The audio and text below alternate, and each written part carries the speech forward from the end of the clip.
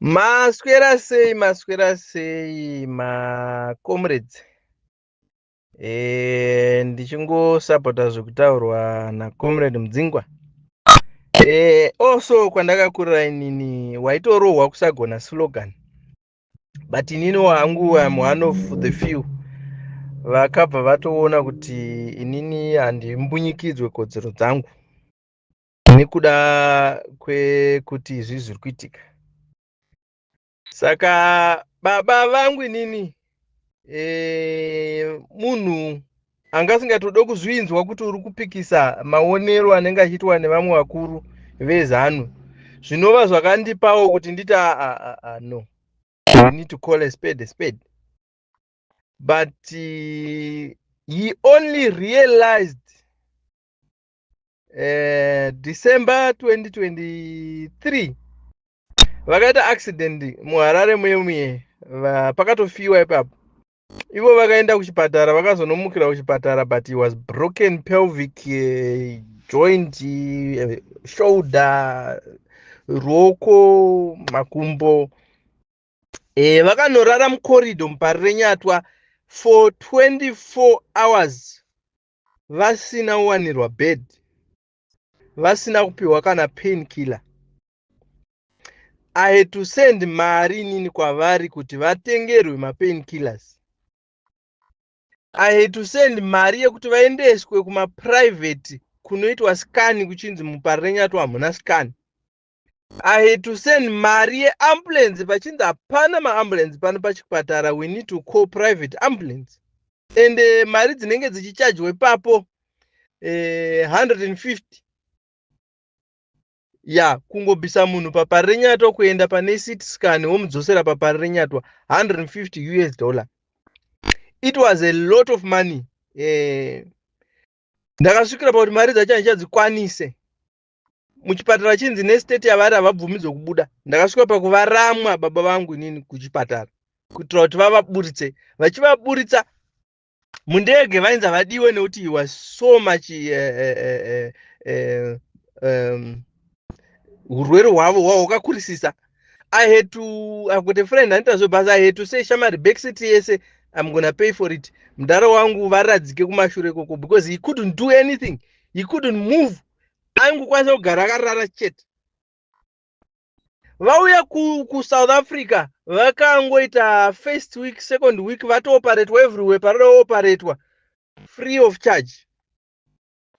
Ndokuzoti mwanangu saka bhiri ucharigone here, ndikati bhiri renyu it's just free of charge, ndangonzi ndibhadhare 150 rand. Svikanzi but wakanditumira 26,000 yakata ndirapo, but handina kana one chandakarapwa. Ndikati ndizvozvo zviri kunyika kwenyu koko.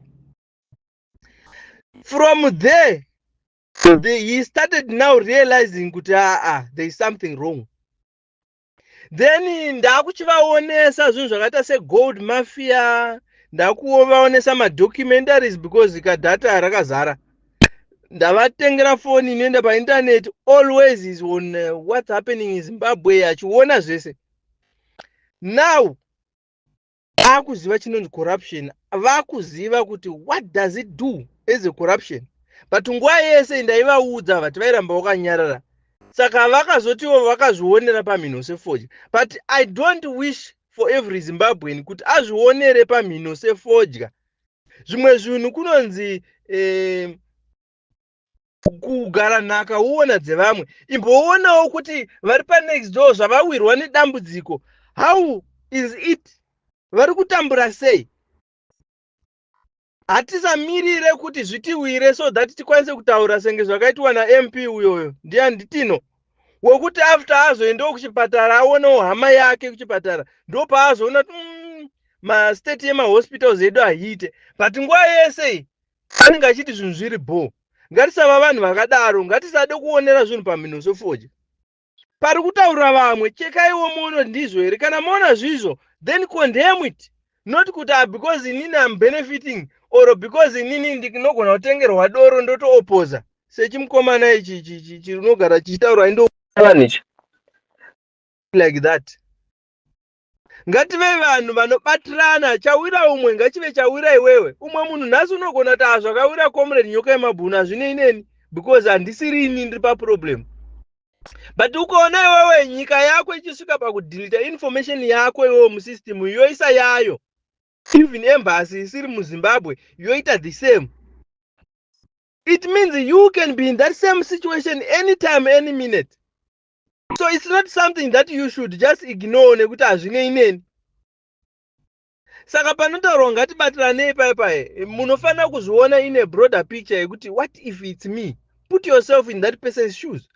Munhu atadza here uyu haana kutadza, saka mhosva yake ndeye haana mhosva, saka sei vachimudai so? Just izvozvo chete zvofanira kungokuonesawo kuti uzive kuti I should also be part of these people because they are fighting for the rights of the people.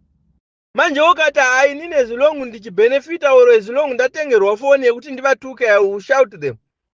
But mangwana hama yako icharwara satino machakaire yarwara ndopa unozoona zvinhu zvakaipa izvi. I'm telling you, moms vangu ni vakatoti iwe zvawaita izvi baba vako vachatirovesa kuno because vachadi kunzwa zvisina basa. Why? Because vapindana nepain dzandaigara nichivaudza kuti muchaita problem ichada zvipatara ndopa muchaona kuti hamuna ungwara. Ava munhu wokuti haukwanise kumubribe nezvinhu zvisina nebasa rese. Right now pakanzi pari kuuya zvinhu zviri kupiwa negovernment vanonyimwa because every time panoitwa musangano vanotaura the truth. Kukanzi kuri kuuya mafertilizer vapiwa mafertilizer, I have to buy them kuti ndivape because vari kunyimwa. Pakanzi pari kuuya mbeu dziri kubva kugovernment havapiwe because vanonzi anoopposa. I had to do it. Why? Because vamuka vakuziva kuti what is going on. So as Zimbabweans ngatibatanei, tikaona ari kuda change, let's support. Tisati as long ndichi benefit I don't care. Let's support each other.